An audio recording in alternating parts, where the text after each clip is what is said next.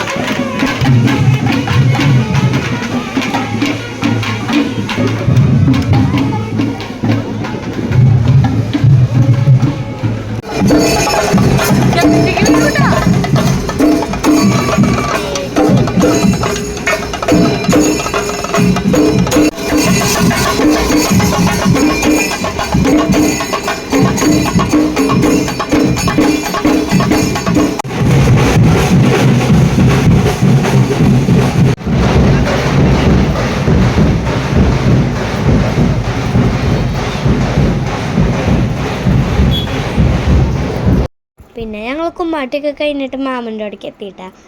പിന്നെ ഞങ്ങൾ നാളെ ഞങ്ങളുടെ ഒരു ഓണം സെലിബ്രേഷൻ ഉണ്ട് ഒരു ഫാമിലിയുടെ വക.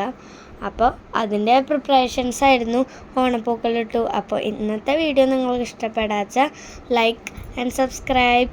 അപ്പോൾ എല്ലാവർക്കും ബായ്. നാളെ നിങ്ങൾ ആ വീഡിയോ കാണണേ. ബായ്.